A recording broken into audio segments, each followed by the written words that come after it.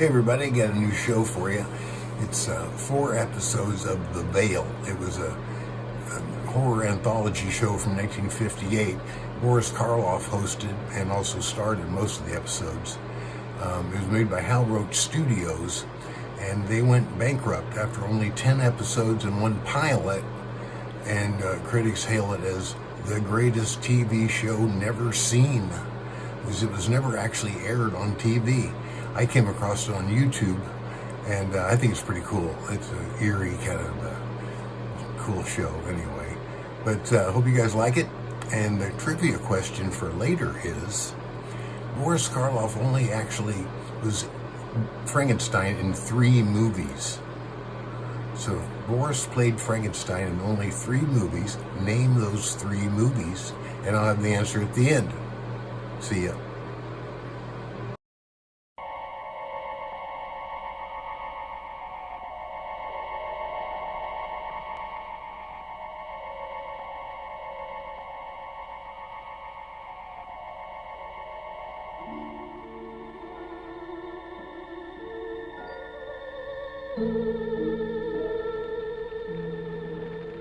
Good evening. Tonight, I'm going to tell you another strange and unusual story of the unexplainable which lies behind the veil. Tonight's story is again based on one of those true but utterly unexplainable happenings which occur time and again from country to country and from age to age. George Bosworth was a modern man of his time in every sense of the word, and had his story occurred to another, he very probably would have been the last man in the world to believe a word of it.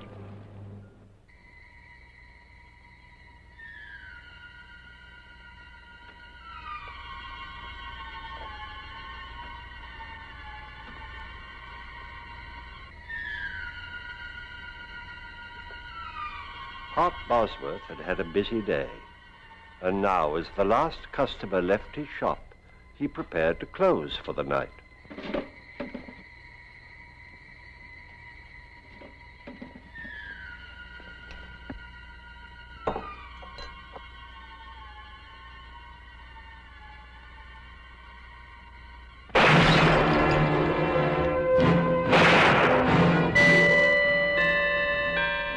At this same moment, 150 miles at sea, George Bosworth prepared to retire, completely unaware of the incredible events which were about to occur.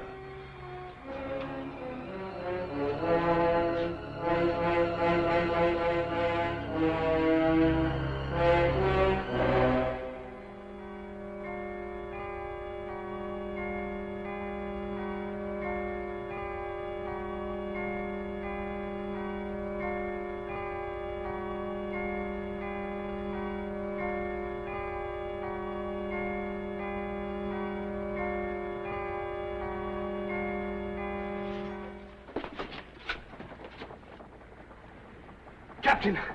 Captain! What is it, Mr. Bosworth? Captain, I've got to get back to England immediately. I'm afraid that's quite impossible, sir. Oh, please. I'm afraid something's happened. Are you ill, Mr. Bosworth? No. Well, yes, maybe. I don't know. I can't explain, Captain, but I must return at once. Mr. Bosworth, we're 150 miles from Dover, and I have a schedule to maintain. If I were to turn round and go back without good and sufficient reason, I would in all probability lose my position. But this is an emergency. There are rules and regulations covering all emergencies at sea. Perhaps if you could tell me why... Well, I think my brother is... I can't tell you, Captain. It's terribly important. I'm sorry, Mr. Bosworth, but I can let you off at Ostend. There you can make connections with another ship and be back in England by tomorrow morning. What time will we dock? We should be there within the hour. I pray God, Captain, we're not too late. Bullet wound through the arc, fired at close range. Man's been shot. He's dead right enough. From the looks of things, nothing has been taken except money. Cash drawers empty. Which leads me to deduce that the motive for the crime was robbery. Got that, Orton? Yes, sir. I checked the Bosworth house. George isn't there. The place is shut up tight. That's odd. Him and Art usually close the shop together. Are you sure you heard the shots at 9:45? Right you are, Chester. 9:45 exactly. Just a minute, Bertha. A little less familiarity, if you please. This here is official police business, and I'm here in my official capacity. Until I've solved this crime, I'll trouble you to remember that I'm a sergeant in Her Majesty's Constabulary. Oh, I am sorry. From now on, I'll remember, Chester. Sergeant. You may proceed, Mrs. Clink. Well, I'd just put the kettle on. I always makes us a pot of tea in the evenings, just before retiring, as you might say. You know how Alfie likes to get to bed early. Yes. Get on with it. Well, I'd no sooner touched the kettle to the stove when I heard the shots. So I said to Alfie, that sounds like shots. And Alfie said, no. So I said to Alfie, them was shots. And Alfie said... Never mind what Alfie said. What did you do? Well, the only light that was on was in Aunt Bosworth's shop.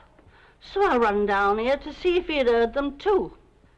Imagine me horror and surprise to find poor Mr. Bosworth lying there in a pool of blood. Aha! And whose blood would you say it was? How long would you estimate this was after you first heard the shots, Mrs. Clink? Couldn't have been more than 5 or 10 minutes. Thank you very much, Mrs. Clink. That'll be all. But I haven't finished. If you've anything more to say, you can make a statement at the police station. But I know who done the murder. Mrs. Clink, you saw the murderer? Yes, I did. I see. Now, Just a minute, Constable. I'll handle this. Now then, Bertha, why didn't you give us this valuable information before this? I was about to, until I was so rudely interrupted. Are you insinuating that I was rude? Sergeant, may I suggest the murderer? Huh? The murderer? Oh, yes. All right, Mrs. Clink, the name, if you please. His name is Albert Ketch. How do you know that, Mrs. Clink? I saw him. Just as I got outside, I saw him run from this very shop, as though the old devil himself was after him. Are you sure? My sight's as good as yours, Chester Wilmore. Sergeant, shall I round him up? Why, yes, Constable, do that. And see if you can find out what become of George Bosworth. Why not ask Mrs. Clink, sir? I'm sure I don't know, Constable. But why not ask Miss Julie Westcott? She's his fiancée. She ought to know. I'll do that, Mrs. Clink. All right now, off with you. Home, all of you, if you please. This here shop will be closed till further notice. Move along, please. Now then, Albert, why don't you confess and save us all a lot of trouble? All nice and tidy, eh? Because I didn't shoot Art Bosworth, that's why. Aha! How do you know he was shot? You told me. Oh. What were you doing in the apothecary shop at that time? Well, I was there to collect a debt what was owed me. What was the debt for? Well, you see, I do a bit of carpenter work in my spare time, being handy with my tools, as you might say. And I built a set of shelves for Mr. Bosworth several weeks ago. And it took you several weeks to get paid? Well, there was a slight misunderstanding between us, as you might call it. Aha! That don't mean I killed him. What was the cause of this misunderstanding? While I was building the shelves, a case of his medicines got broke. Bosworth got terrible excited. Claimed I'd done it careless like. Said they was worth more than the shelves and he wouldn't pay me. And so you killed him? That's not true. I don't even own a gun. A likely story. Why, I wouldn't be surprised if you wasn't doing a bit of poaching in your spare time. Oh, it's a nasty thing to say. Poaching's a very serious offence. I've a mind to enter charges against you. Sergeant, this man's being charged with murder, not with poaching. You hear that, Albert? The constable's right. Murder's the charge. Don't you try to throw us off the track with all this talk about poaching. Now, why don't you be a good fellow and confess and save us all this trouble? Now, look here, Sergeant. I'd like to help you, really I would.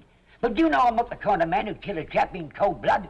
Albert Ketch, you're making it very hard for us. Very well. If you won't cooperate, we'll have to drag it out of you. We'll start all over again.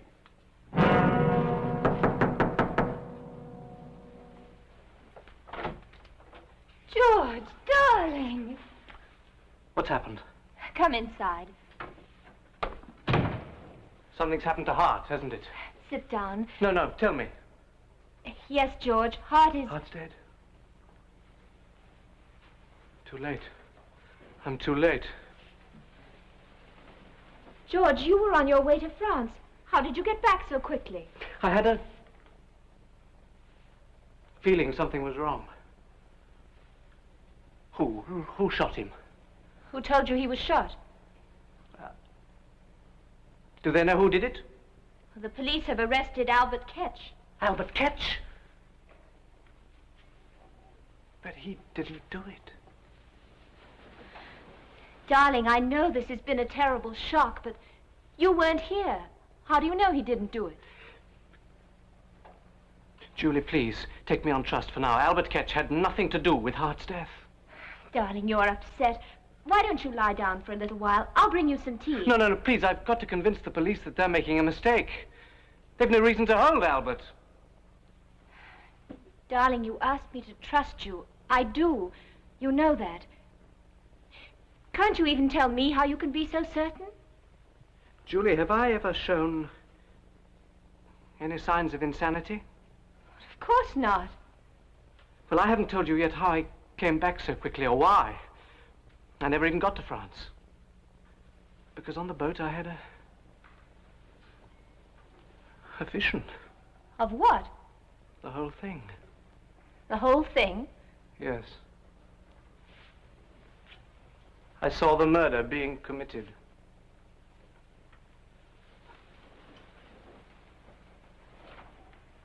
George, tell me exactly what you thought you saw. Well, I was washing, getting ready for bed, and when I looked into the basin, I saw the apothecary shop. It was exactly as if I was right there, everything as clear as it is now. You must have been dreaming. No, I saw Hart by the shelves. And then I saw the murderer come in and shoot him. You saw the murderer? Who was it? I don't know. But it wasn't Albert Ketch, I'm sure of that. George, you can't tell anybody this. But I must. Ketch is innocent. Julie, you believe me, don't you? What difference does it make whether A great deal of difference to me. George, I believe you because I love you. But if you tell this story to the police... No, that's a chance I must take. That's a chance you must not take. But they'll hang Ketch. Listen to me, George. There's nothing you can do. If Ketch is innocent, he has nothing to fear. But you... If you tell this fantastic tale to the police, you'll be ruined.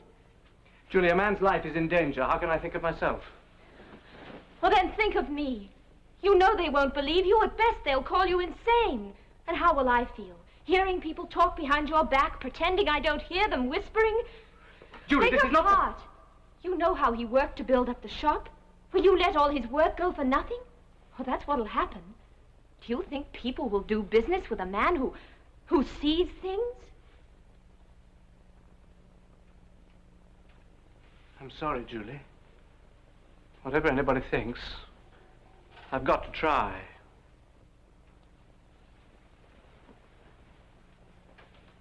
Very well, George. If you feel you must, I'll go with you. No, there's no need for you to become involved.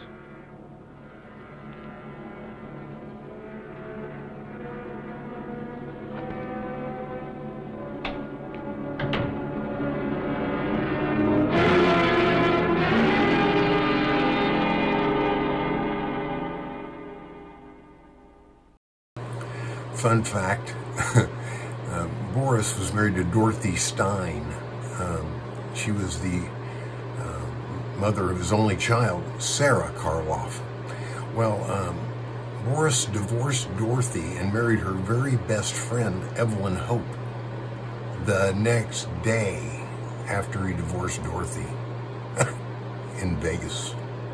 Viva Las Vegas, baby.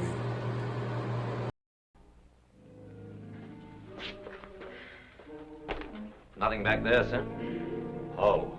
Well, in that case, we'll have to continue our search in here. Ah, Mr. Bosworth, sir. Allow me to offer my condolences in this horrible tragedy. Thank you, Sergeant. They told me at the police station I'd find you here. May I ask what you're looking for? Clothes, Mr. Bosworth, clothes. And have you found any? Almost. But don't you worry, sir. We have the fiend what done this foul deed. If you mean Albert Ketch, Sergeant, he didn't do it. Why do you say that, sir?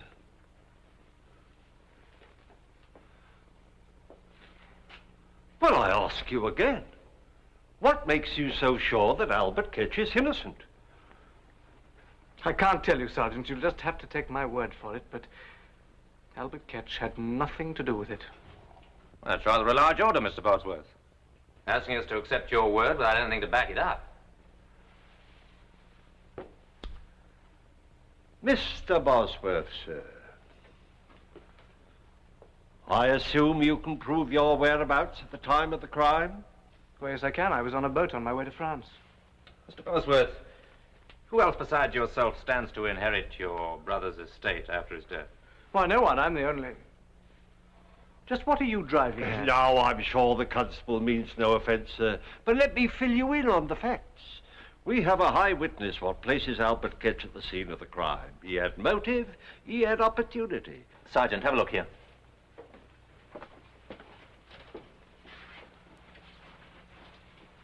Looks like an O. It's a bullet hole, I think. Have I your permission to... Help yourself, Constable. It's rather a small caliber. As you say, very small. I'm sure it comes from a derringer. A derringer? Well, wouldn't that prove that Albert Ketch had nothing to do with it? Why do you say that? What would Ketch be doing with a little gun like that? Mr. Bosworth's right, sir. It's hard to accept the fact that Albert Ketch would be in possession of a derringer. Unless it was deliberately given to him by somebody. Now, look here, Constable. So you refuse still to tell us why you think Albert Ketch is innocent? I can't tell you, Sergeant. I'll submit a possibility to you, Mr. Bosworth. I'll submit it's possible you needed money badly enough to want your brother out of the way. I submit that your insistence on Albert Ketch's innocence may very well be more than just a desire to see justice done. And what do you have to say to that, Mr. Bosworth? Nothing. Am I under arrest? Not as yet, but I shall have to ask you to remain within call.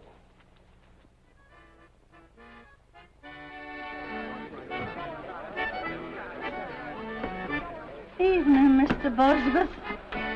Oh, good evening, Mrs. Clink. Alfie and me wishes to convey our sympathy for your bereavement. Thank you. Shall we sit down for a minute? Oh, yes, Doc. Thank you. He was a fine man, your brother. A fine man. Always willing to extend credit until Pi died, and never too proud to step in and have a lift with us. And his scales was honest, too. Yes, it was a terrible shock to me, Mrs. Clink. I can well imagine, but never you fear. Albert Ketch shall get what he deserves. Why is everyone so certain that Ketch is guilty? Lord bless you. Who else could it be? I saw him myself. You saw him? Of course I did.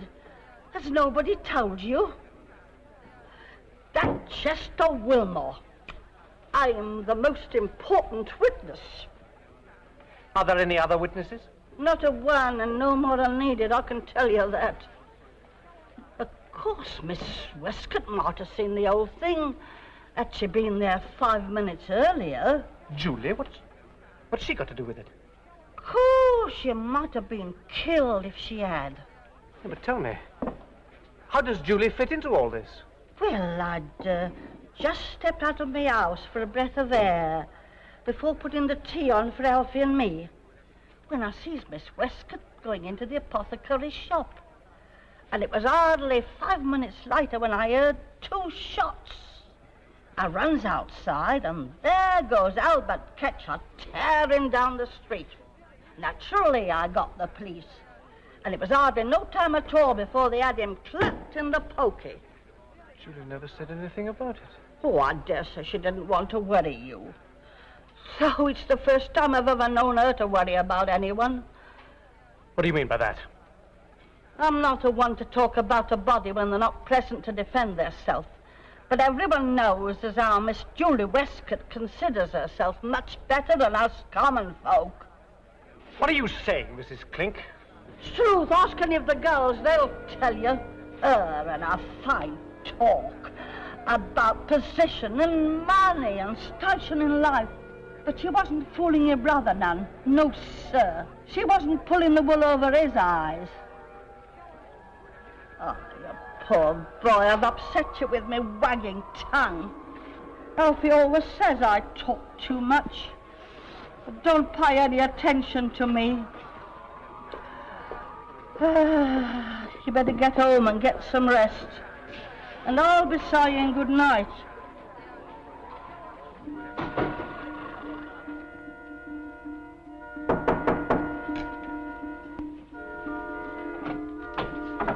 George, darling, I've been frantic. Where have you been? I've been walking.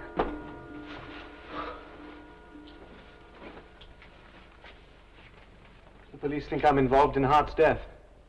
George, are they mad? How can they think you had anything to do with it? They have the murderer. No, they haven't.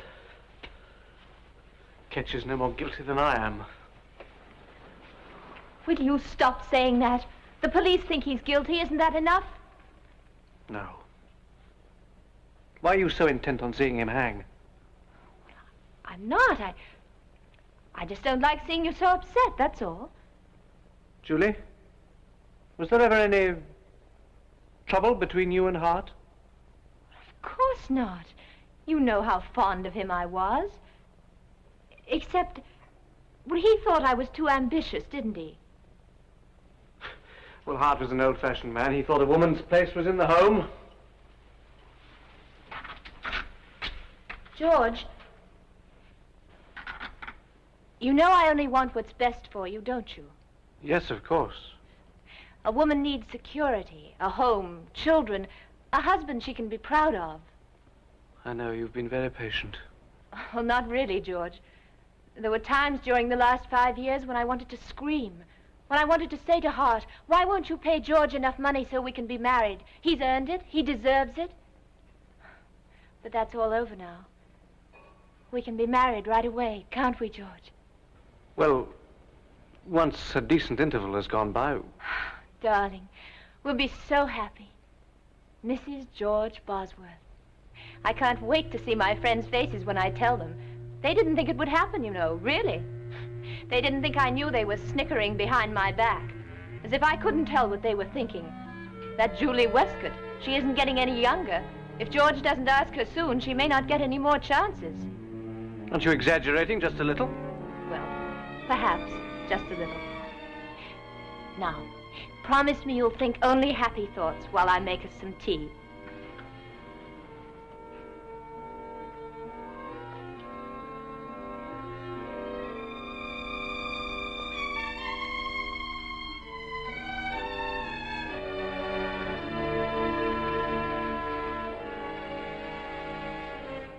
Julie? Yes, dear? About Albert Ketch. I've been thinking perhaps you're right. There really is nothing more I can do. I'll see that he gets a good solicitor, of course. That's very generous of you, George. And as soon as I can, I'll put the shop up for sale. And then we'll be married and we'll move to somewhere... What's the matter? What did you say? We'll be married as soon as I can sell the shop. You can't sell it. Why not? Oh, I know how you feel, but I can't stay here where everything reminds me of Hart. You don't know how I feel. Julie, what's the matter with you? Weren't you listening to me? We live here. Our friends are here. You're an important member of the community, and I'll be your wife, George. They'll respect us. As long as we're together, what does it matter where we live? I won't have it. The shop is doing well here. We have money and position. Do you think I want to start again at the bottom? Not knowing anybody, not being anybody? I forbid it. Julie, you're losing your perspective. I welcome your help, but I must make my own decisions. Welcome my help? Well, that's funny, George. Without me, there'd be no decision for you to make. What are you saying? You've had 5 years to make a decision, but your precious brother stood in the way. Well, I made it for you. He's gone, and I won't let you throw away everything I've worked for. George, listen. I did it. For you, for both of us. How could you? Julie! I wanted you. I needed you. Heart stood between us, and I couldn't bear it any longer. But it's all over now, George. He's gone. There's just the two of us. And we'll be happy, George. You'll see. George, don't leave me, please. I'm going to find Sergeant Wilmore. George! George!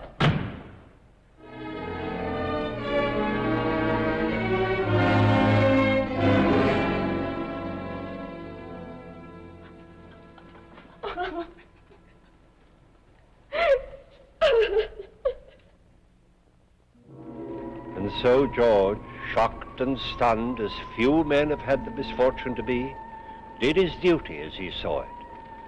Bereft of brother, fiancé, he still had a life before him. Time would heal these scars, but would it ever bring to him an understanding of how he could have seen his brother's death? I don't know. Do you? Please join me again for another journey into the world of the unexplainable, which lies behind the veil. Good night.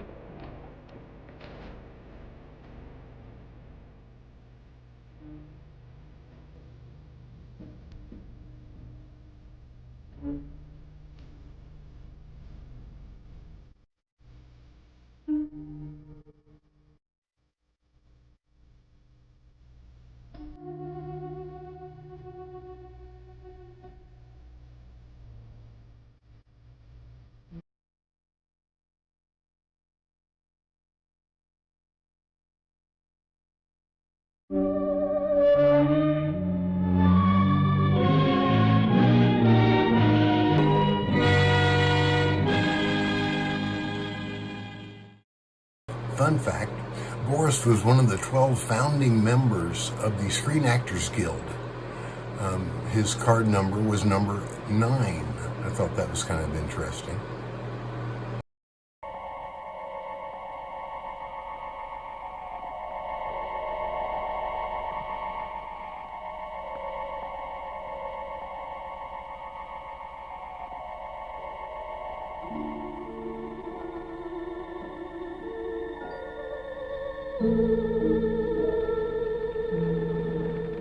Good evening. Tonight, I'm going to tell you another strange and unusual story of the unexplainable, which lies behind the veil. On the day our story takes place, John Prescott's problem was a very ordinary one. An automobile and the problem of getting it rolling. But as the hours passed, he found himself concerned with things not so ordinary.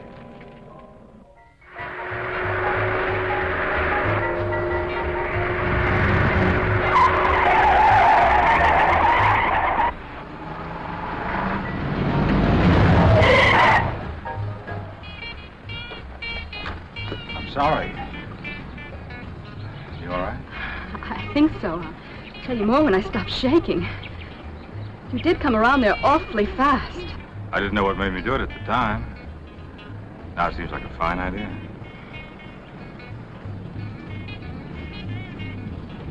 Trouble? My car won't start.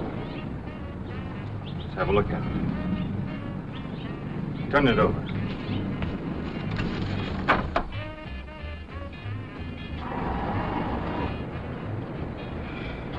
Battery okay. Nothing loose. Have you got gas? Well, I should have. This gauge kind of acts up sometimes.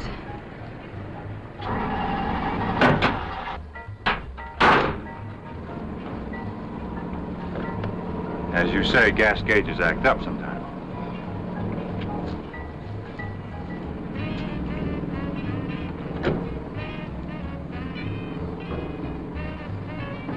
Bone dry.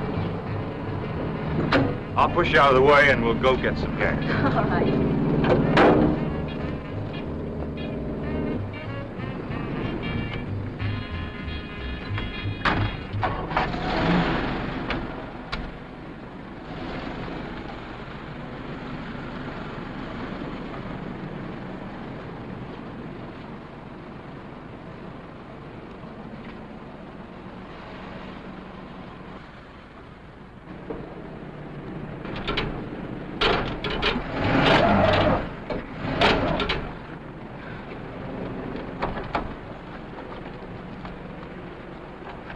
No, I'm sorry.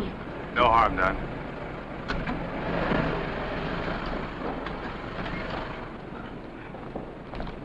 A little paint from your car scraped onto mine. My fault.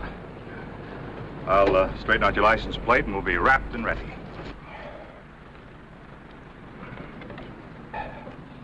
LK333. Meet 5H3872. That ought to serve as a proper introduction. Get in my car. I'll drive you to wherever you want to go. I'm John Prescott, Boston. I'm Lila. Yes, sir.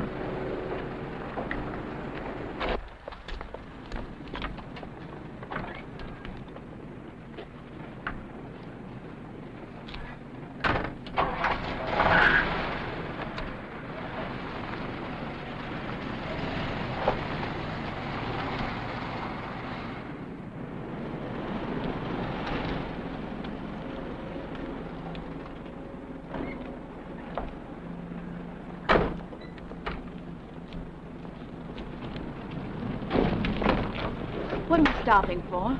A cocktail to settle my nerves, a little talk, a chance to get better acquainted, perhaps dinner. No, I can't. I have to get back to my car. Oh, nonsense. Nothing can happen to your car.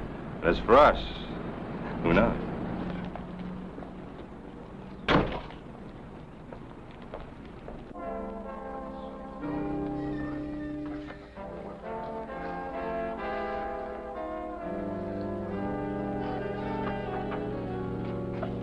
Good evening. Evening.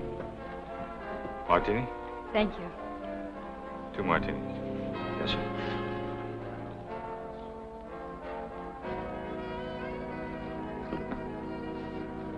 Does he know you? Perhaps. I used to live around here. No trouble, no complications, no husband in the offing? Oh, no, nothing like that. Then let's have at it. The azure vault dares the assault of wings, and I, Icarus, am I.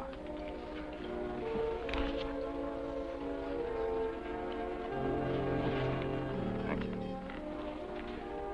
To a lovely lady.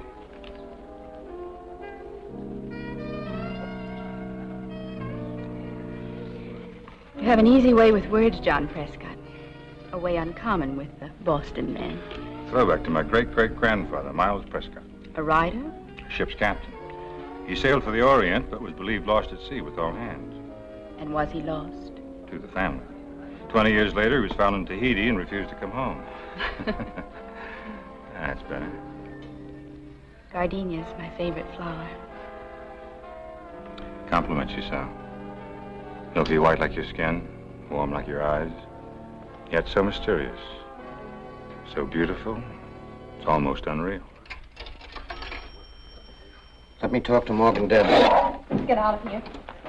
Well, I haven't finished my drink. Please, we must go right away.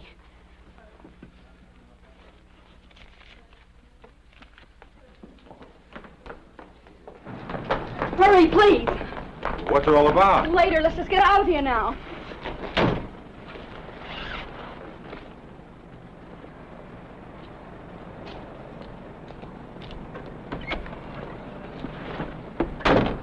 Who's Morgan Debs? I heard the bartender ask for him on the phone. That's what panicked you, isn't it? Yes, now can we please go? I'll tell you about him later.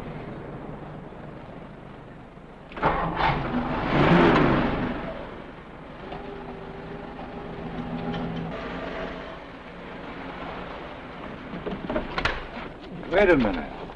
You were going to tell me something, but you haven't said a word since we left the cafe except pull in here. Now, what about it?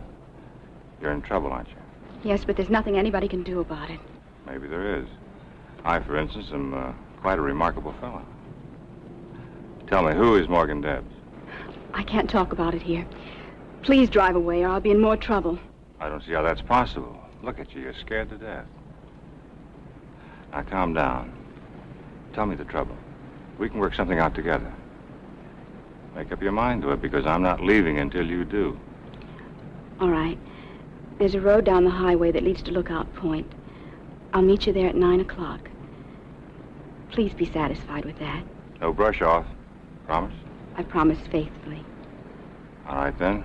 Lookout Point at 9 o'clock. You be there. I'm coming after you, Morgan Debs or no Morgan Debs. I'll be there.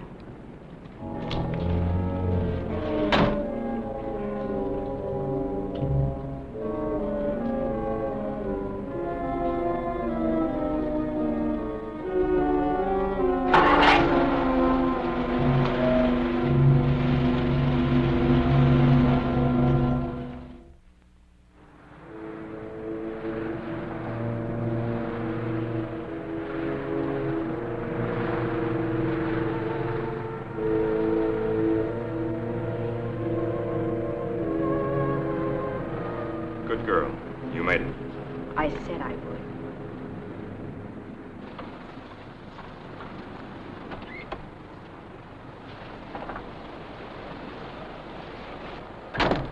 No trouble? You got your car all right?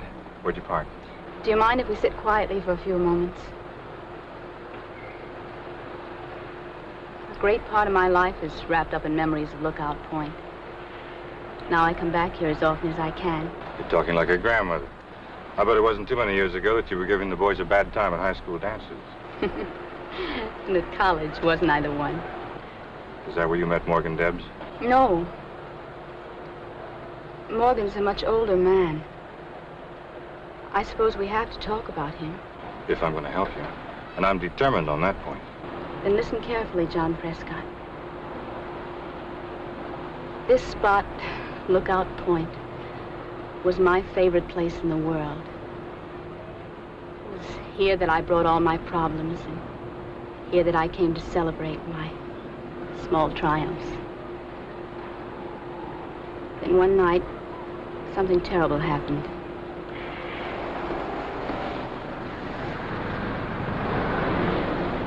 Morgan Debs? You sit tight. I'll slip into my armor and go face the dragon.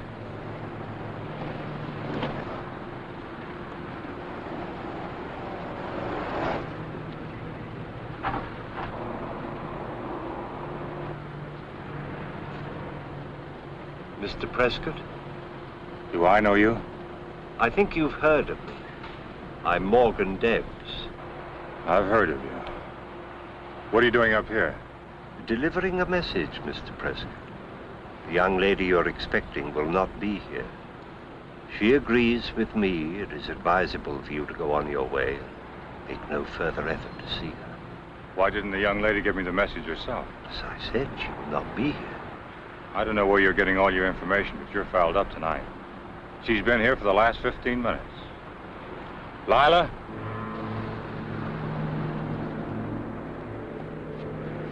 Lila?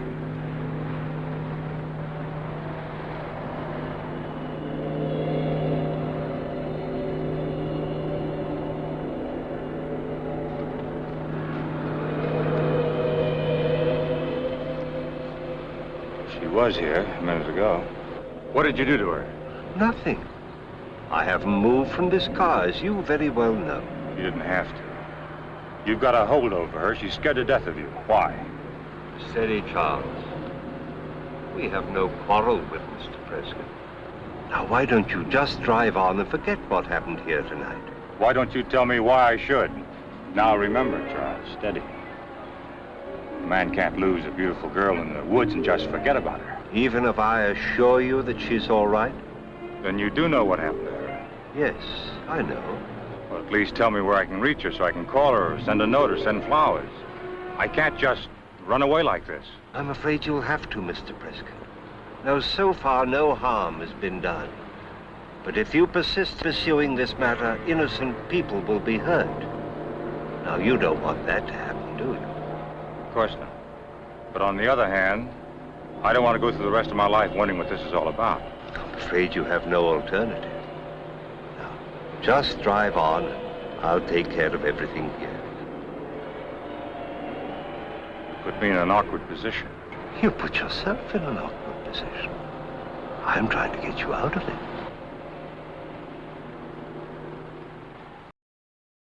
Well, it's time for the Magic 8 Ball question. Magic 8 Ball, did magic eat the ball?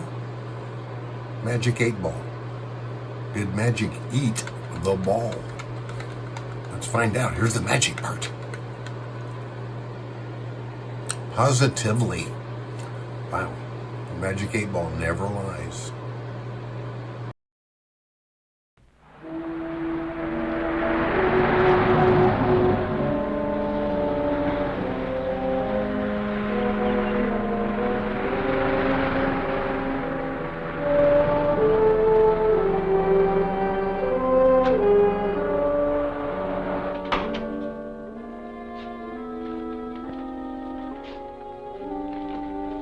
Yes, sir?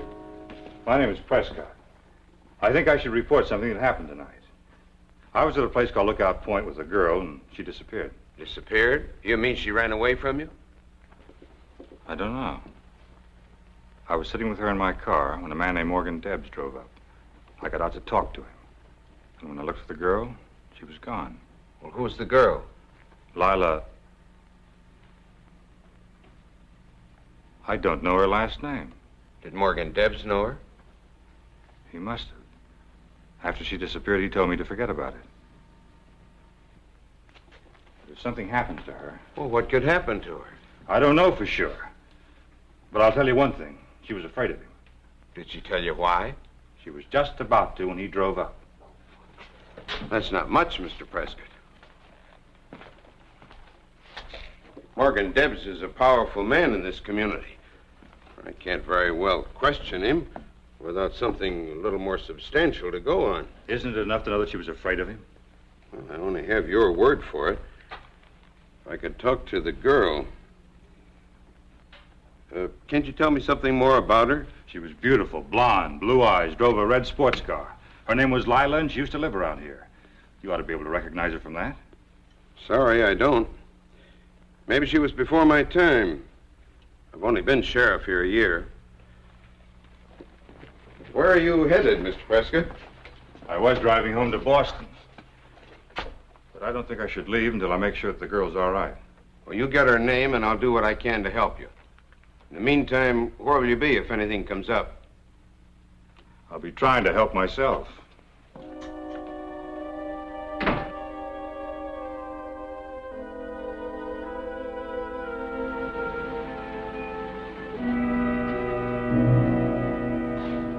Evening. Can I help you? Yes, I want to talk about a girl. A man that can't find time for that is a coward. This is a particular girl. Blonde, blue eyes. Drove a red sports car. Stalled a few miles up the highway. She came here to get gas for it, remember? Well, I should from that description. But there's been no girl here. You sure? Yep. I left her here before dinner. Were you on duty then? I'm on duty all the time. Well, then you must remember her. You or somebody around here had to drive her back to her car with the gas. Wasn't me. I wouldn't forget a dish like that. Besides, I haven't sold a gallon of gasoline since late this afternoon. And that was to a kid on a motorbike.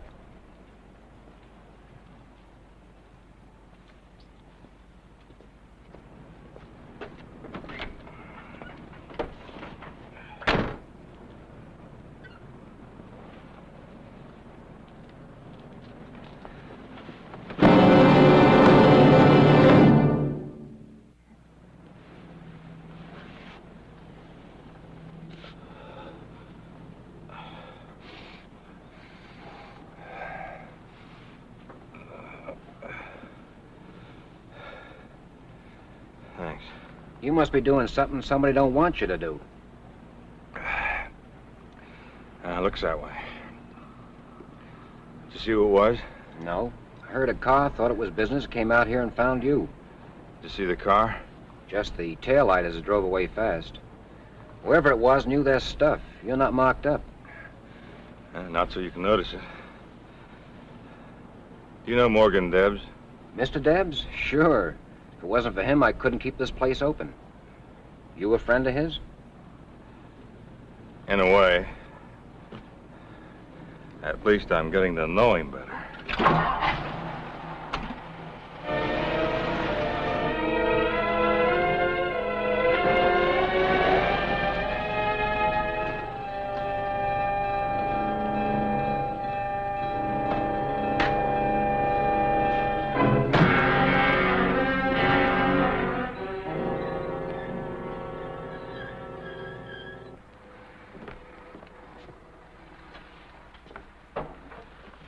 Sorry, mister, we're closed. All I want from you is information. Remember me? Can't say I do. I was in here with a lady. Could be. I don't see everybody. Bar gets busy. We were here early. You wouldn't forget her. Beautiful, blonde. Who was she? You say you were with her, don't you know? I'm trying to be very patient with you. We sat right there, ordered 2 martinis. You recognized the girl, went to that phone and called Morgan Debs. Who's Morgan Debs? Quit clowning. The girl and I both heard you ask for it. All right, so I called Morgan Debs. A lot of people call him. He's a big man. The girl got scared when she heard his name. Why? Why don't you ask Morgan Debs? I'm working up to him. Right now, I'm asking you. I don't know. Everybody has dame trouble sooner or later. Why don't you have a nightcap? This is no dame trouble. This is a lady. Now, who is she and what is she afraid of? I don't know. Her first name is Lila. What's the rest of it? I don't know, I tell you. You knew enough to make that phone call. I'd suggest you tell me why you still can. I can't, mister. I can't. Choke away, but I can't tell you. Kirby! Lila Kirby. Does she live around here? She did. A mile on the highway. Turn left. That's better.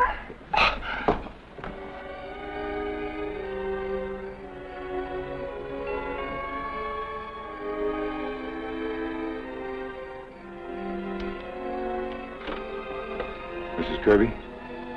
Yes? I'm John Prescott. I hate to bother you at this time of night, but it's important that I talk to you.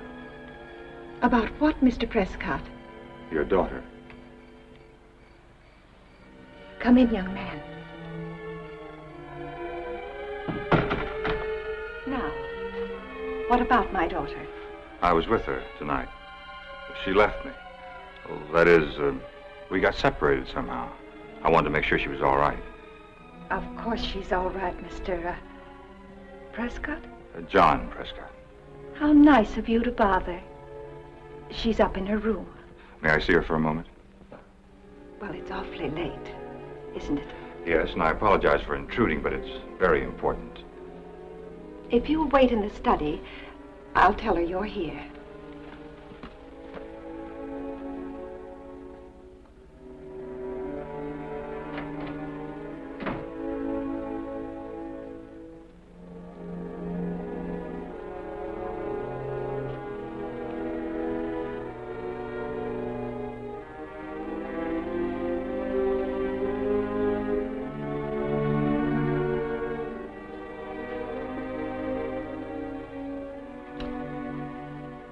You're a difficult man, Mr. Prescott. That's what my mother always said. Beat him, she said, and he's stubborn as a mule. Wheedle him, and he's yours. I'm sorry about the beating. Very artistic job. I told Charles to keep an eye on you, that's all. May I try a little wheedling, as your mother used to say? It's too late for that. I talked to Mrs. Kirby. She's gone upstairs to get Lila. She won't be back, and Lila's not upstairs. She's dead. Dead? She went off Lookout Point 3 years ago in her car. Was killed instantly. Well, that's impossible. I was with her tonight. I talked to her. What kind of a joke is this? No joke, unfortunately. Here. Read those. Go on, read them.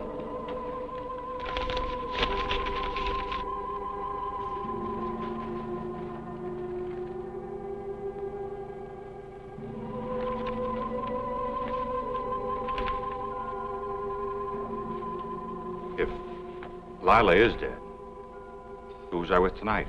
I think you were with Lila Kirby. That's ridiculous. I can't explain it. This is the second time she's reappeared.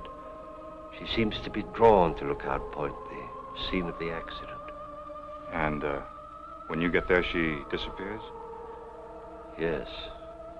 I was hoping this time would be the end of it. According to these, you were with her.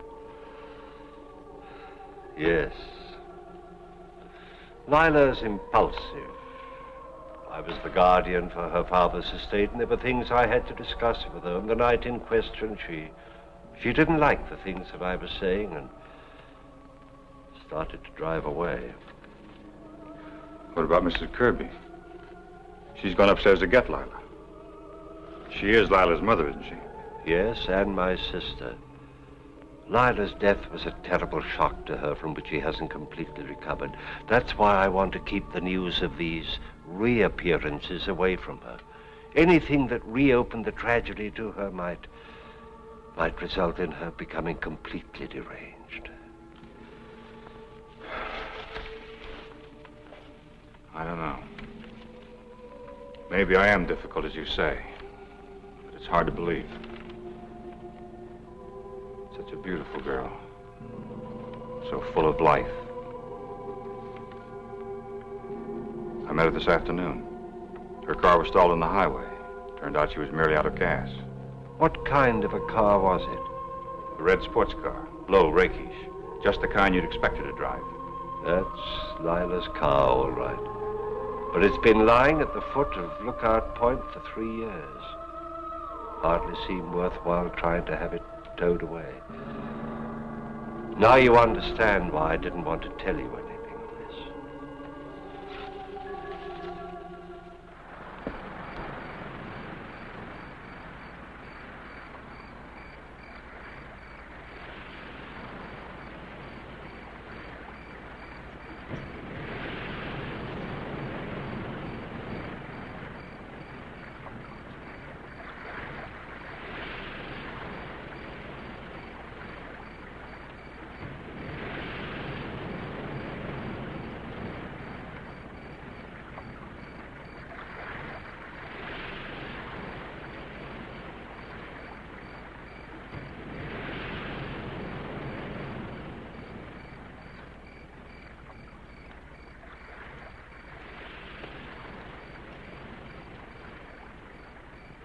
LK 333. Meet 5H3872. Did John actually see Lila? How can we ever truly know? But of this we are sure. It is not the only case of this kind which has been reported. In my pursuit of these strange and unusual happenings, I've come across several other such occurrences. Experts have a name for this, but to define it is not to explain it. The explanation still lies beyond our present understanding. For how long? Who is to say? Please join me again for another journey into the world of the unexplainable which lies behind the veil. Good night.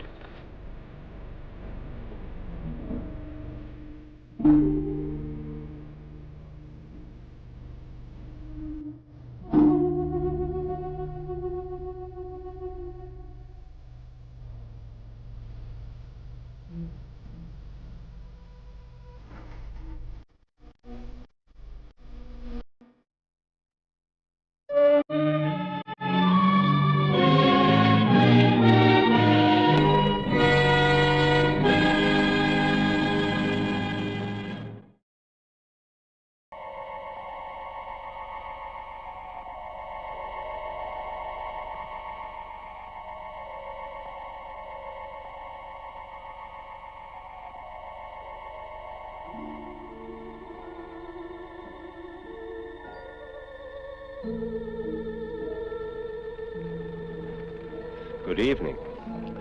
Tonight, I'm going to tell you another strange and unusual story of the unexplainable which lies behind the veil.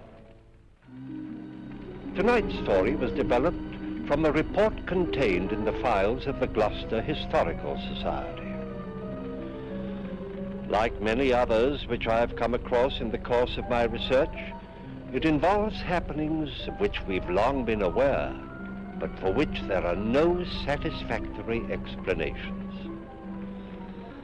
Captain John Elwood of Gloucester, Massachusetts, had been a long time at sea, but his first thoughts were not of his wife and his home.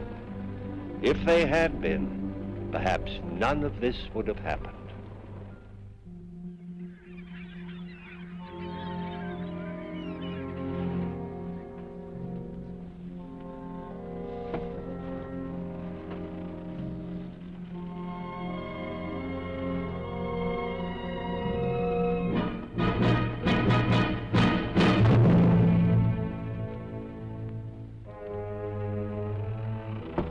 Come in. Here's the log, Captain. Everything's in order, sir. Thank you, Mr. Elwood. The crew's anxious to leave, sir. Most of their wives are waiting for them on the wharf. Indeed.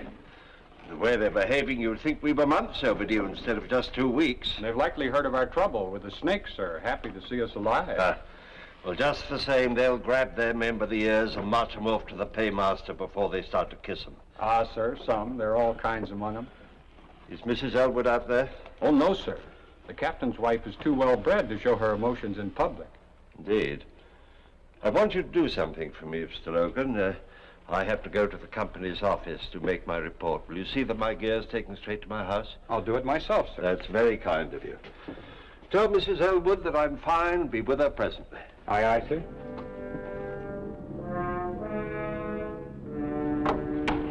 Just put it anywhere here, Mr. Logan. I do appreciate your coming.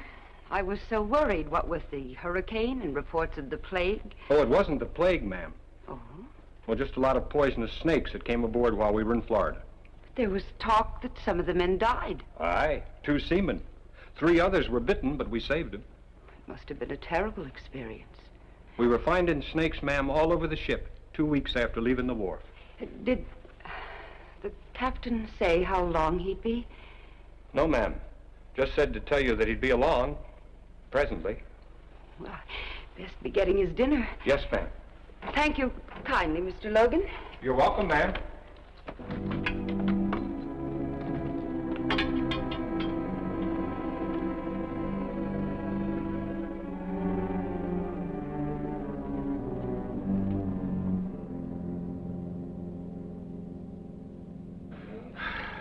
Good to be back, Barney. This place is more like home to me than my own house. Hey, we missed you, John. What's been happening while I was away? Oh, now, let me see. The Clarowell foundered 2 weeks ago off the coast. Nobody lost. The packet from England was late again, as usual. I think that's about all. Things have been fairly quiet. See, how about those snakes, John? When are you going to tell us about them? As soon as I get something to wash the salt out of my throat. Oh, yes. Bessie! Coming! Coming!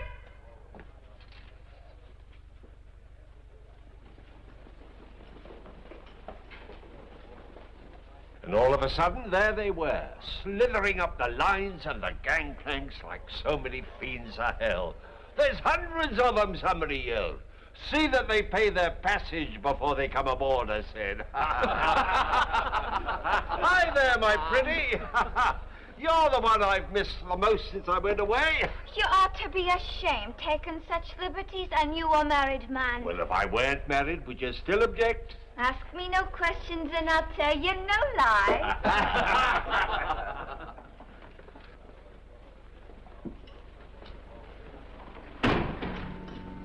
Afternoon, Mrs. Elwood.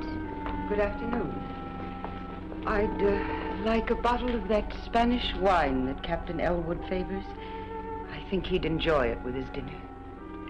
Be supper more than likely, ma'am. Club's having dinner in his honor. But I'll get it for you.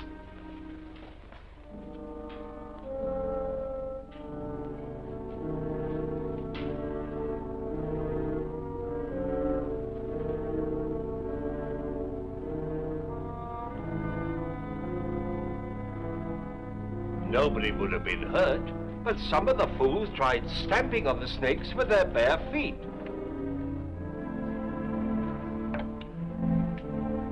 Excuse me, gentlemen.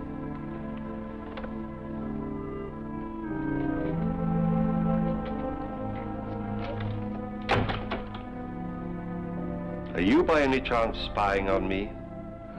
No, John. I only came... I know why you came. Go home and expect me when you see me.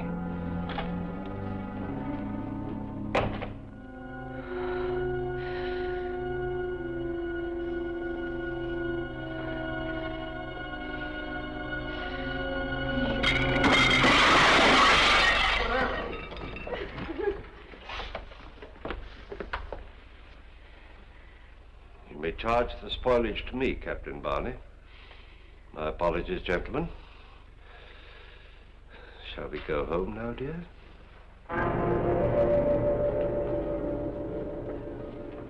You humiliate me in front of my friends. You spy on me. I'll never do it again. But I wasn't spying, I swear it. I only wanted to get a bottle of wine for your dinner. And the table, was that part of your affection? I don't know what came over me. John, all the time you were gone, I missed you so. I prayed for you. And when you turned your back on me, I wanted to strike out and hurt you as I was hurt. I'm so ashamed. Well, you should be. I'm sick of your explanations, sick of your apologies. I'm sick of you, Ruth. No, John. Leave me something. Ever since I married you, I've been trapped. And for what? The price of a ship that went to the bottom 3 months after I bought her. You needn't have said that. I knew why you married me. I knew my father's money made up for the fact that you didn't think I was gay and amusing like the other girls were. I knew my friends were laughing at me because they knew why you married. It made no difference. I loved you. I still love you. Oh, you're talking nonsense. No, John. Please hear me out. Let it alone, woman. You're digging up things that are best forgotten. No, I couldn't bear it if it were only the money. There had to be something else. John, maybe it's not too late. Maybe we could start all over. Oh, Ruth. John, I'm drying up into a bitter old woman. Help me. Please.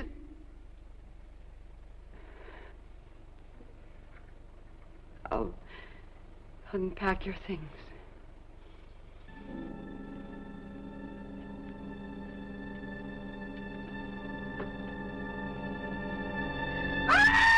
What's the matter? A snake! It ain't get me! What?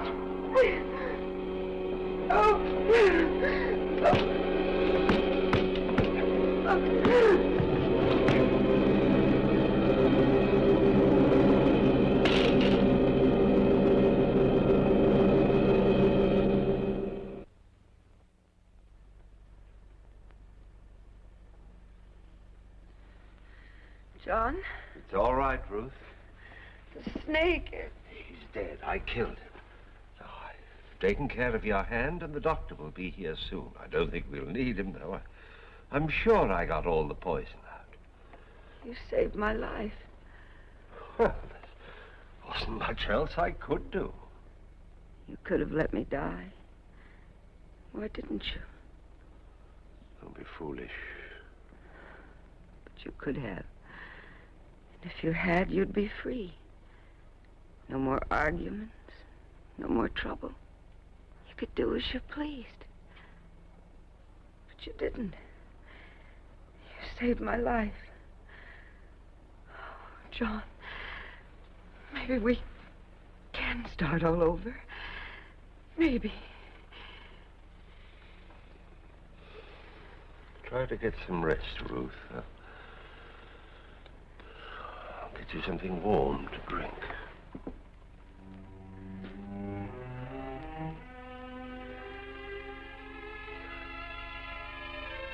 It's a lucky thing you were home, John. Snake bite's a terrible way to die. Well, she's much better now, and the doctor says with a little rest she'll be just as good as new. You're thankful for that, I'll wager. Oh, I can't wait to sail again. Always more trouble ashore than when you're at sea. And I can't make any money just sitting here, much as I like it. Speaking of money, here's something that'll make you sit up and take notice. The widow Smith got a letter from London this morning. Seems an uncle died and left her £20,000.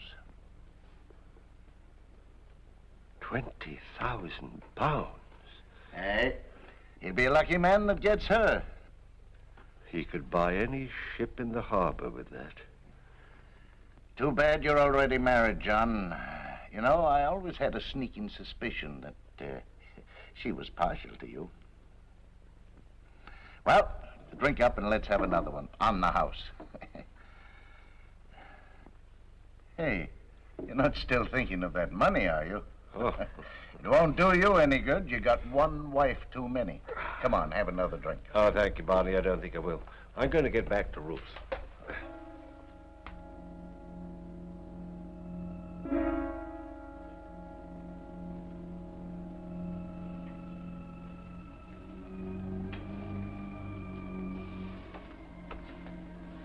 Ruth? Yes, dear? I've been thinking over what you said. Maybe what happened this afternoon is a sign for both of us. We will make a fresh start. Oh. By Harry, I'm going to take you with me on the next voyage. I'll fix it all up with the owners in the morning. Oh, John, I love you for the thought. Are you sure you want me to come along? Why, of course I do. Oh, I've been very selfish about the whole thing. Seeing new places, doing new things, and you've just been left alone here in this old house. No wonder you were unhappy. No, it's not that at all. I love our house. Well, you want to come with me, don't you? Yes, of course I do. But I warn you, I'm not very good on boats. Huh? I get sick. Oh, nonsense. Couple of days at sea and you'll be just like a regular old sailor. Besides, I want you to come. John, you won't be sorry. From now on, things will be different. Yes. From now on, things will be different.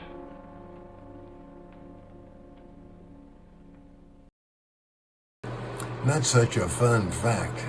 On the set of Bride of Frankenstein, the very first scene, Boris fell down a well and broke both of his legs. And Colin Clive, who played Dr. Frankenstein, also broke a leg while riding a horse. Was the set cursed?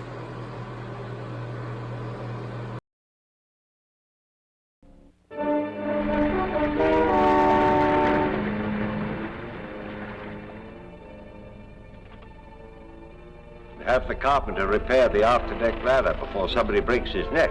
Aye, sir.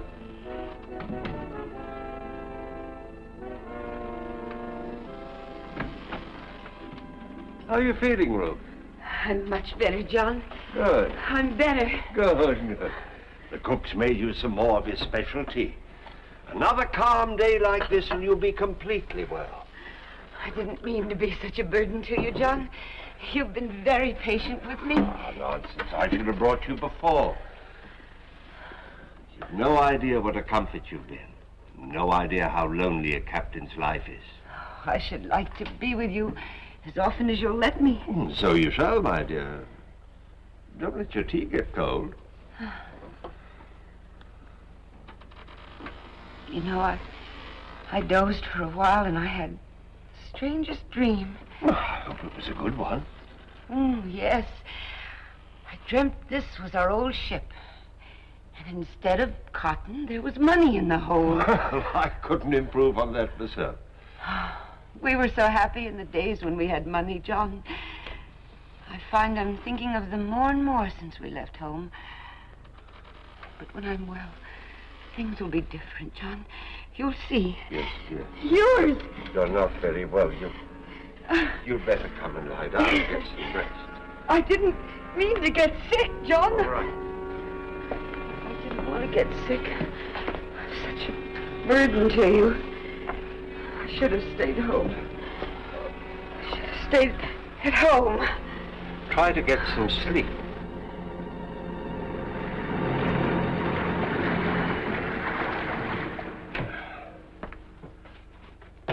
You asked me to see you after my watch, sir. Yes, I did, Mr. Logan. Frankly, I'm very worried about my wife's illness. You've always been handy around the sick, and, well, frankly, I thought maybe two heads be better than one. Yes, sir. I wondered if you'd take a look at Mrs. Elwood, too. I'd be glad to do anything for the missus, sir, if I can. Good.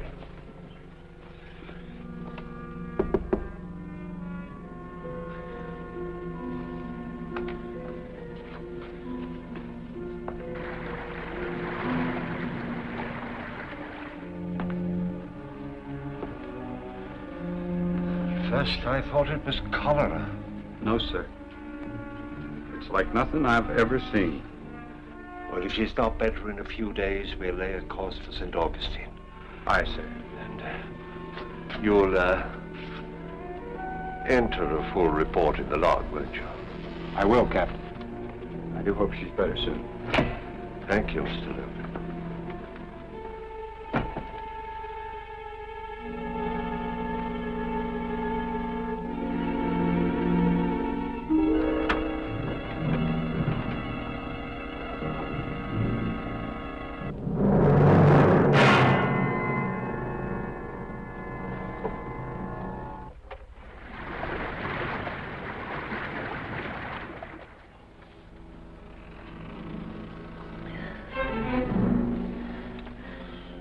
Are we to St. Augustine, John?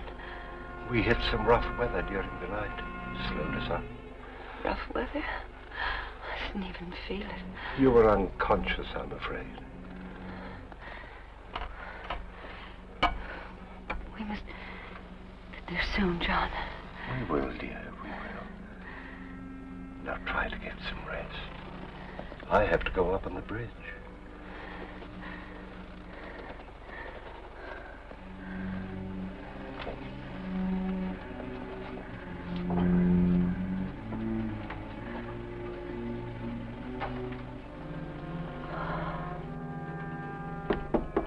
Captain Elwood.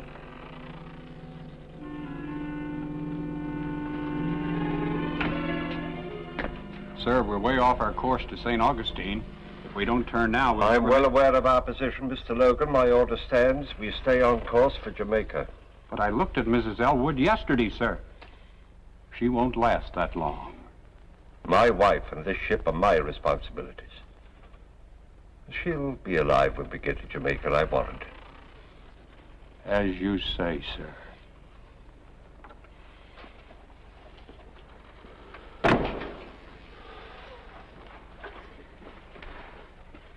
Get back in there. Liar. You want me dead. Mr. Logan. Mr. Logan. You had enough poison to kill two people. You might as well know it now. I wanted you dead, and now you will be. You're an evil man, John Elwood. And you'll be repaid with evil. You...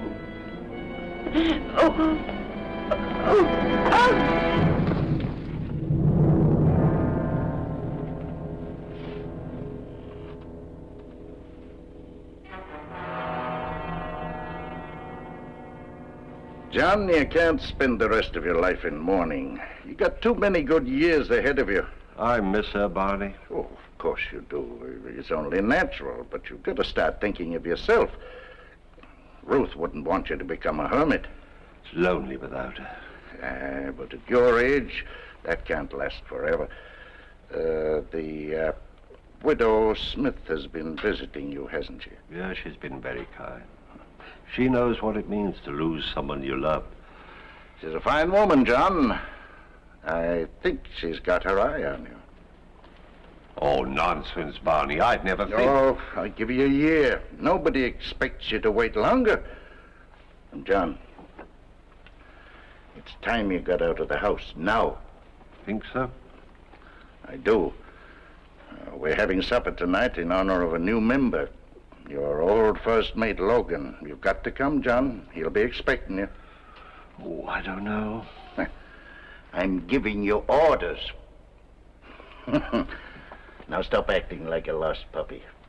All right, Barney, if you say so. I do, sincerely. Now it's time for me to get back to the club.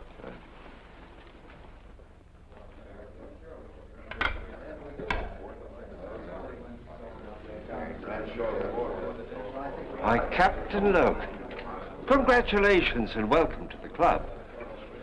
Thank you, Captain. I haven't seen you since the inquest. I feel I owe you an apology. You were right and I was wrong. I should have changed course for St. Augustine when you wanted me to. Makes no difference. Now. But it might have, and you were trying so hard to help her, you almost gave me the impression at times that you thought I wanted her to die. Gentlemen, gentlemen. The food is on the table, gentlemen. Clumsy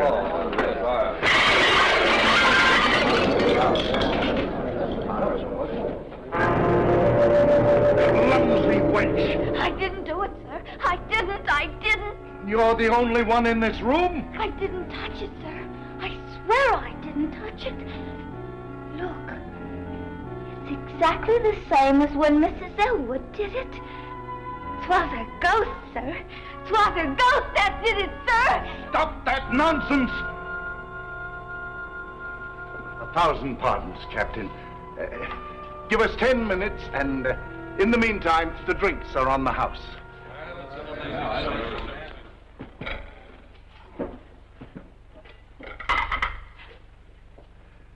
Now, get out, both of you.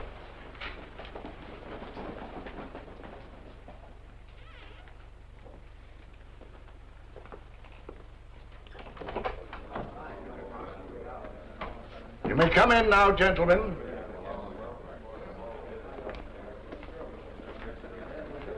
Twas the girl did it, gentlemen.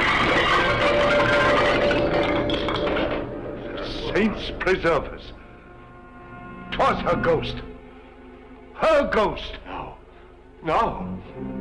You fools, are you frightened by a superstitious servant girl? Barney Logan, help me, I'll show you it's nothing.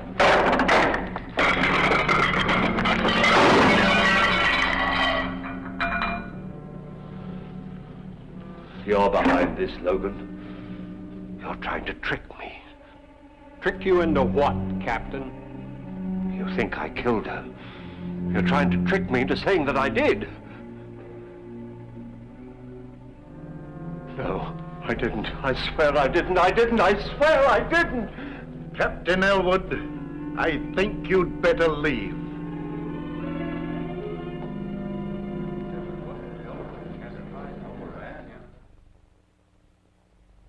Aye, he finally got a ship, if you could call it that. No other master would sail her around the harbor. She leaked like a sieve, and her crew, well, I wouldn't sail with them across a mill pond. But 'twas all Elwood could get, so he took her. Captain Barney. Gentlemen, have you heard? It's the Coberly. The That's Elwood's ship. Aye, her crew's just been brought into the harbor. What happened? Nobody knows. They say that the weather was fair and the sea was calm, and suddenly she just broke up. But her crew was saved. Aye. All of them, all except Captain Elwood. It's retribution. The devil has claimed his own. Gentlemen, the food is on the table.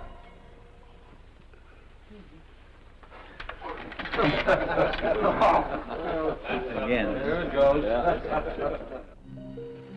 The law demands an eye for an eye. He who takes a life must be prepared to forfeit his own. But the law is man-made, and when there is no proof, the law is helpless. Captain Elwood never came to trial. Nevertheless, he was found guilty and executed. Who was his executioner? We may never know. But an unseen force that can overturn a heavy table is not to be reckoned with lightly.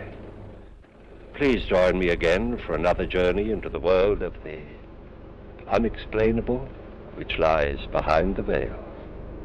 Good night.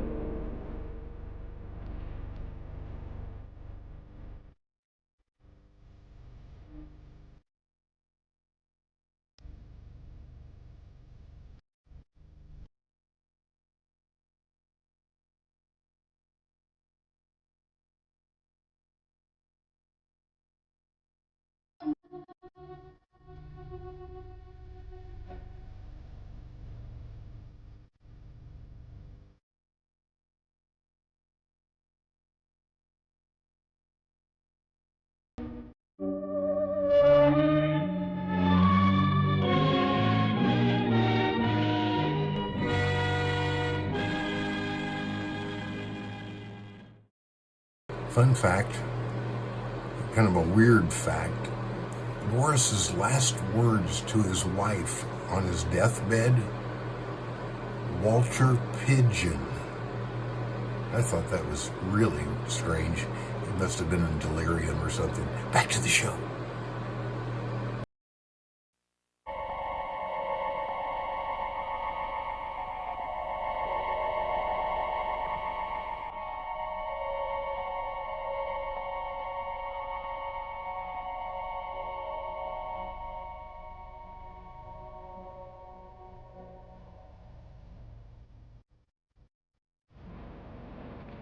Good evening. Tonight, I'm going to tell you another strange and unusual story of the unexplainable, which lies behind the veil. All through his history, man has constantly striven to push back the frontiers of knowledge, to discover what lies behind the veil which separates knowledge from ignorance. In my own lifetime, I've seen things come to pass that would be unbelievable to my parents and to my grandparents. Travel through the air, the ability to speak to a friend halfway around the world. Well, if these wonders have occurred in so short a time, just think of what our children and grandchildren will be able to know and understand. Happenings that to us defy explanation will be commonplace and ordinary to them. But whether we understand it or not, the event that we depict in tonight's story was very real.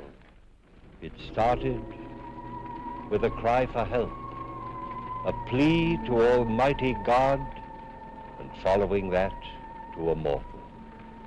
To a man referred to by the peasants of a tiny Italian village as Il Dottore.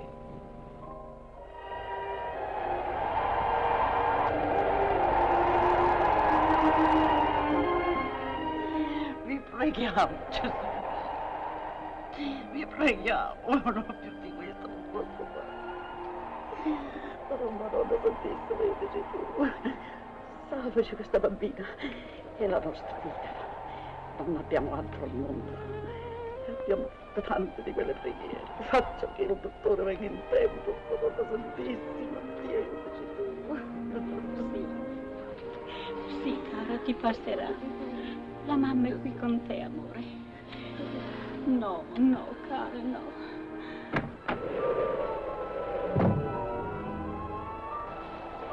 La mamma, tu è con te. Signora, how long has she been like this? The whole day off and on. Has she eaten? No, she won't take her food. Nothing. Nothing. Madame Giochi, Il dottore. Io te quiero ver. Sì. Dottore. Tony!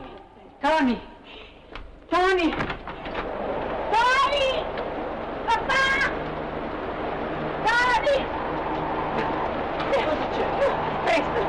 to the doctor. Go to the doctor. Praise the call the doctor. What is it, Mama?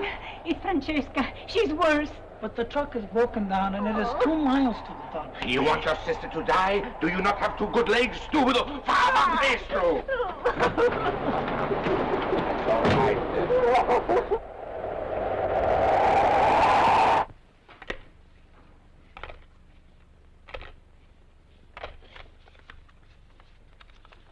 There. Now take 2 tonight when you go to bed and 2 in the morning when you get up. Understand? Wait 3 days, and if you don't feel better, come and see me. Ah, that's my son. He is here. Yes, Signor Angelo is here, Doctor. Signor Angelo. Oh! How's my Marie? Oh, fine, fine. Ooh. Here, let me help you. Oh. Angelo, my son, my son. Ah, welcome home. And how glad I am to be here, Father. What delayed you? Was your train late? No. Giuseppe had trouble with the car. This is the second time this week he's broken down, doctor. It's too old. Giuseppe, take those things upstairs. Don't stand here in the draft, Doctor. Take him inside by the fire. I go get something to warm him up. Ah, my son, it is good to see you home again. You're looking well, but it is a long time, over a year. I know. And I had a terrible job getting away from the hospital, even now. So, too many patients already? Oh, it's not so much that, Father. They are short-handed. They lost 2 surgeons last month, and, well, you know how it is. Ah, who should know better than I? How about you? Oh, go along from day to day, nothing much happening, same as usual. No, I mean your health. You look tired. No one gets any younger. Do you still permit them to bother you as much as ever? Bother me? Oh, I know these peasants. Every time they stub a toe, they yell for the doctor, like children. Only worse, in my opinion. There's some excuse for children. Ah, they are like children. They frighten so easily. But the trouble is, one never knows how serious it may be.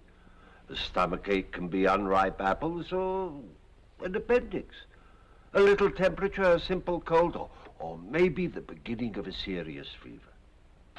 But a doctor is rewarded by... I know the arguments. But seriously, Father, you look far too tired for my liking. You are absolutely right, Signor Angelo. Some days he's running from morning until night, and it's no good my talking to him. Maybe you can make him see some sense. Or better still, maybe you can stay here and be the doctor. Well, I don't know about that. If I'm going to the Venturellis, I better hurry. You see? Always running, always running. You have to go out? Oh, it is not very far. But on a night like this, can't I go for you? No, it is for the poor old grandmother, but nothing can be done for her. Well, in that case, can't you miss just once? Listen to that wind. There's a storm blowing up. Oh, the poor soul counts on seeing me every evening. If I missed just once, she would have a bad night. She's not too many left. Well, here's to the future. And here's to that long rest that I'm going to see to it that you have. Ah, and how are you going to manage that?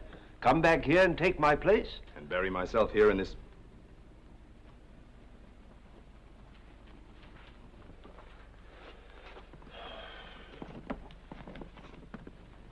I'm sorry, Father. I didn't mean that. Oh, you're quite right, my son. This is no place for a rising young surgeon. Well, in the big hospitals, there's much more opportunity. Up-to-date equipment and... you know. Yes, we have none of that here. But there is one thing here that is just the same. What is that? The patients. Whether it is in a big city hospital or a peasant's cottage, the patients are just the same.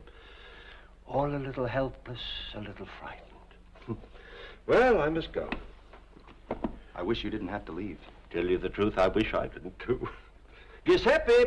Yes, doctor. Time to get started. I'm ready, doctor. Well, I think I have everything here. Though the good God knows that all the equipment in the finest hospitals in the world could not help that poor old woman now. All I can do is to give her a little friendship, a little comfort. Angelo, it is amazing what power those things have. Sometimes I think they do more good than all my pills. I brought you a present. Huh? A new bag. A fitted one with everything in it. A fitted bag?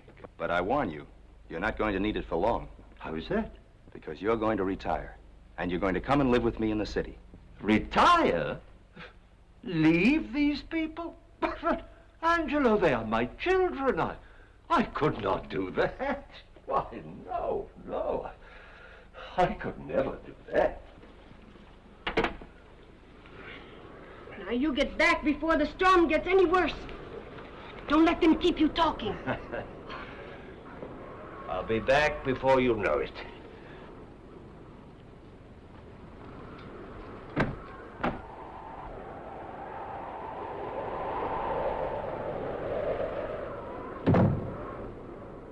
Ooh. Ah, what a night. How do you think the doctor looks, Signor Angelo? He's aging far too quickly for my liking, Maria. I'm worried about him. Yes, he is tired, and he gets more tired every day. But now that you're here, it's going to be easier for him. I'm not going to stay, Maria. Oh? You've got to help me. I want him to come and live with me in the city. You're the only person that can help me persuade him. Take him away from here? You can't do that. Why not? They wouldn't let you. Who wouldn't? The people here, they can't do without him. Is there so much sickness here, then? Oh, it isn't only sickness, it's everything. Anything that happens, it's ask the doctor. And he never refuses. Oh, Mamma Mia, who can it be? I'm coming! Are you trying to knock the door down?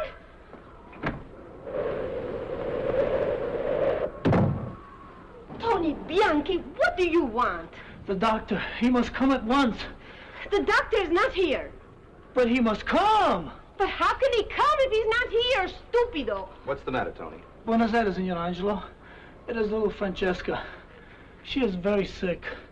And Mama is saying that she will die. But... All right, I'll come, Tony. There's a bag with a suitcase. It's a black one. Will you get it for me? Yes. But it is the doctor. Mama said... I am a doctor, too, Tony. But...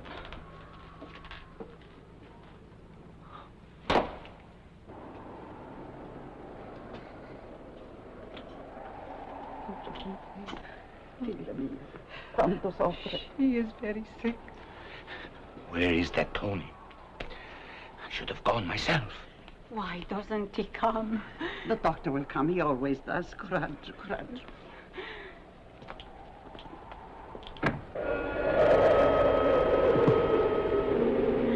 Dottore!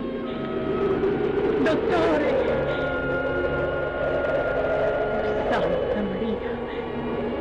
Madre di Dio, salvate la mia bambina!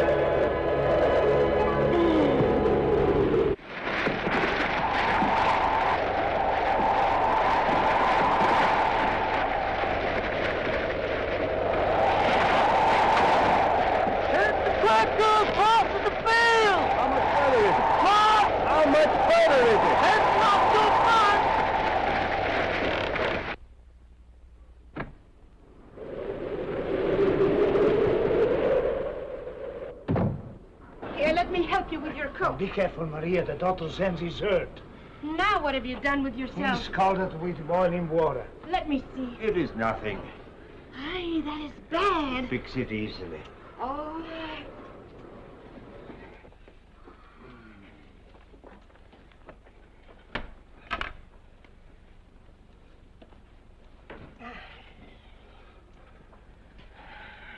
Let me do this for you. You're so careless. You won't be able to use this hand for a while. Giuseppe, go get the doctor's slippers. Come and sit down, Doctor. Where's Angelo? Upstairs? No, he went out. Tony Bianchi came for you. Francesca, the little girl, she is sick. And Angelo went? Yes. Did Tony say what was wrong with the child? No. He just said that she's very sick. But you know how they are. They are always very sick. Shall I put the car away, Doctor? No, Giuseppe. Maybe I better go myself and see. What? You go out again on a night like this and with that hand scalded? Oh. Did Tony come in the truck? No, I don't think so. You mean they walked in a storm like this? They are both young. Now you stay right there, no nonsense.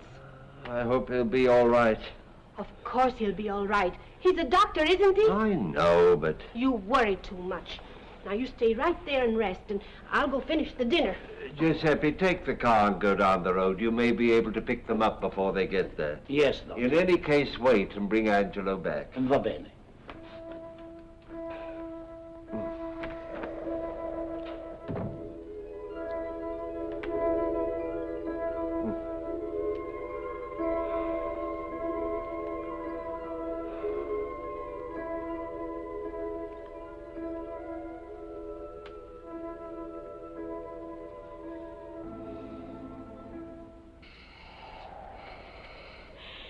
Will he never come? Il dottore. Il dottore. Io sia ringraziato il dottore. Come si dice? Il dottore, Dio sia ringraziato. You've come. Signor Angelo. Where is the doctor? I'm a doctor. Where's the child? What have you done? I told you to bring the doctor. What have you done? I couldn't help it, Mama. The doctor wasn't there. My father was out on another call. Tony said it was urgent, so I came instead. But we need a doctor. I am a doctor, Senor Bianchi. I can do everything that is needed. Now, where's the child? In there? No. Dottore. Dottore, no. Non la tocchi, dottore. Non la tocchi.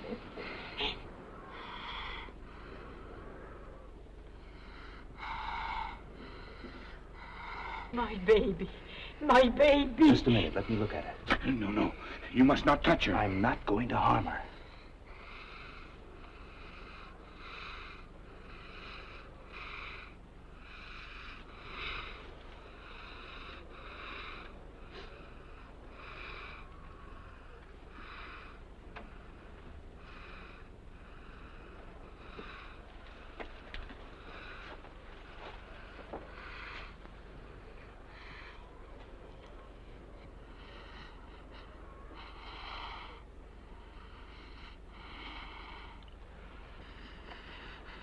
The child is very sick. I'll have to be quick if I'm to save her.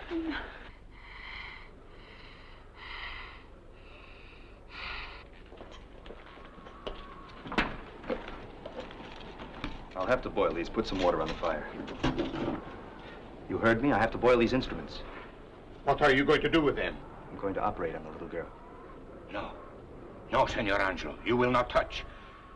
We will wait for the doctor. Don't you understand how sick your child is? You will not touch her. Do as I say. Put that water on the fire. Of all the stubborn fools! We will wait.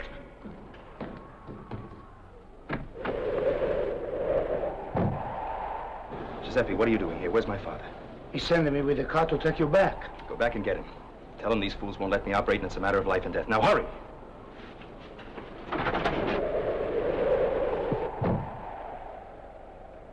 Now will you put that water on? We wait for the doctor. There won't be time then. This way they'll be ready for him.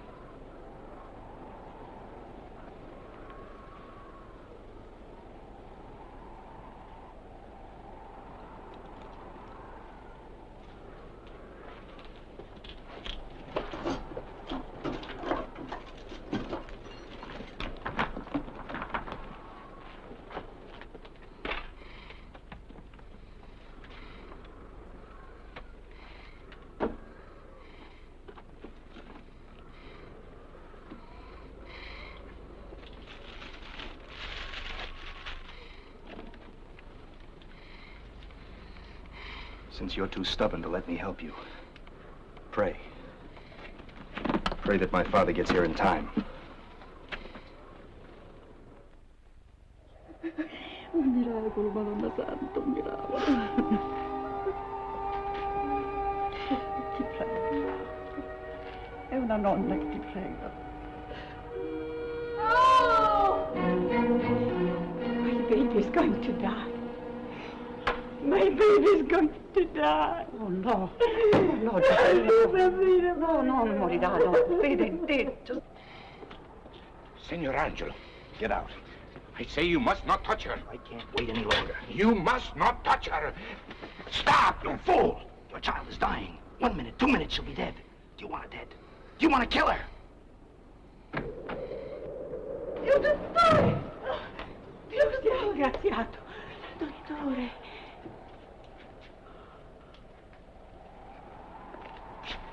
Thank God you've come.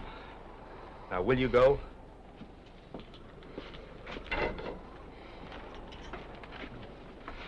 I'll have to be quick. It's diphtheria.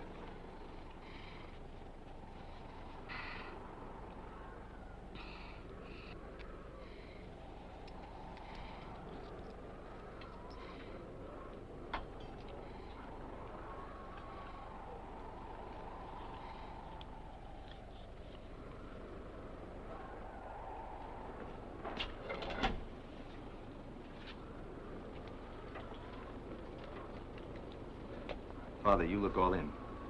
You better go back with Giuseppe. I'll clean up here. It'll take some time. She's gonna be all right.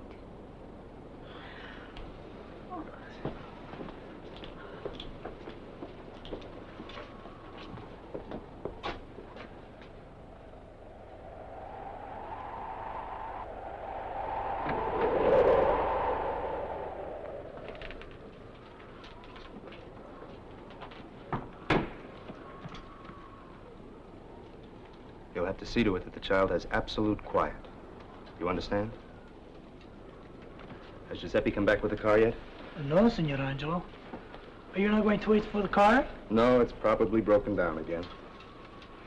I'll be back in a few hours to see how the child is. My father's too tired to come. He's completely worn out. I'll have to come alone. You understand?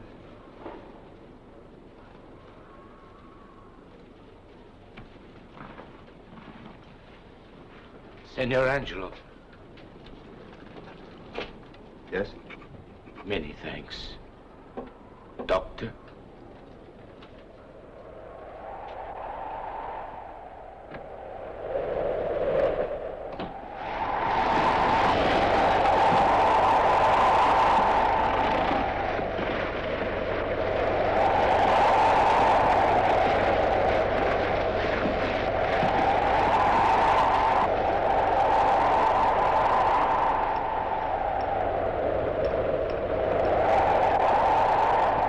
What's the matter this time, Giuseppe? It's the car again, Mr. Angelo. I can't start it. Where's my father? At the house.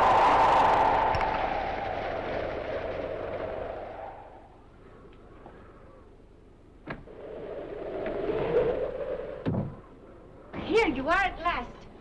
I saved dinner for you. I hope it hasn't spoiled. How's Francesca? She's fine. Is father all right? Yes, he's inside, but where's Giuseppe?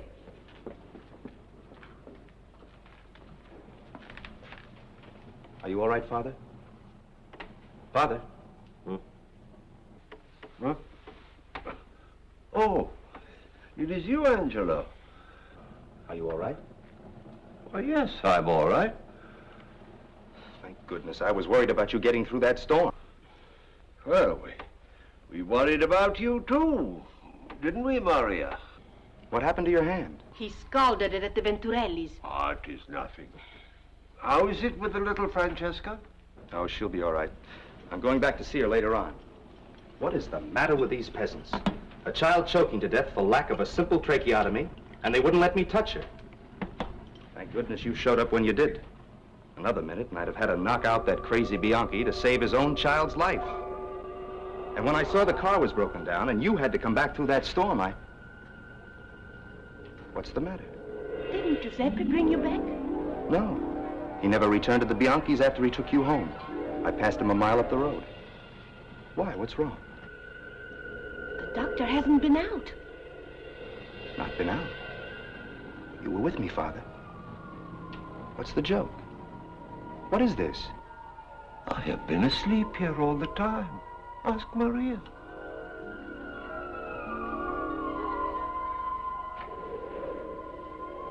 But we all saw you. Mr. Angelo, that car. I couldn't get to the doctor as you told me. I hope everything was all right. A man may well doubt what he sees with his own eyes, but when reliable witnesses give confirmation, it's difficult to disbelieve. The elder Dr. Maccabienti, however, didn't doubt this strange occurrence. He believed in the truth of the statement that he had made to his son. In the treatment of a patient, faith is often more important than medicine. It was enough for the good doctor that whatever the reason, one of his people had been saved. He didn't question, he accepted. Dr. Angelo did not as yet have this understanding. It puzzled and annoyed him to be unable to arrive at a scientific explanation. Well, he never did. But his acceptance by the peasants as the young dottore did bring him around to his father's way of thinking. The glamour of big city medicine gradually lost its power, and he stayed with his father to help what soon became their people. Actual happenings as this one, on which tonight's story is based, occur much too frequently to be passed off lightly. Time and again in my research I've encountered reports of cases of this kind which have been thoroughly documented by reliable authorities. The explanation? There is none. At least, not one yet known to us.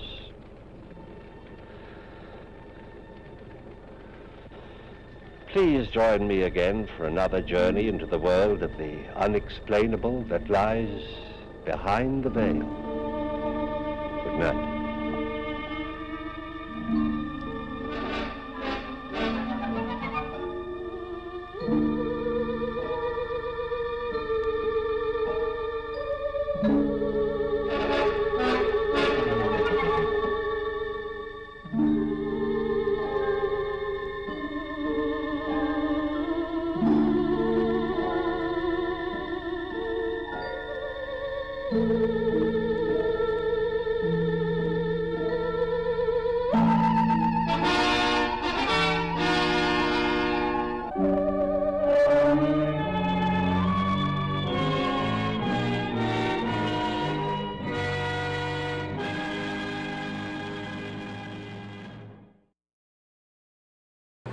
Well, I hope you guys liked the show.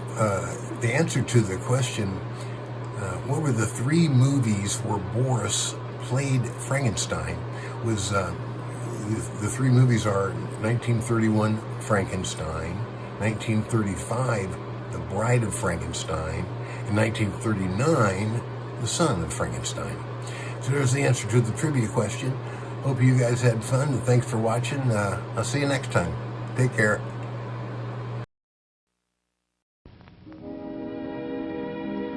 And now, folks, it's time to say goodnight. We sincerely appreciate your patronage and hope we've succeeded in bringing you an enjoyable evening of entertainment. Please drive home carefully and come back again soon. Good night.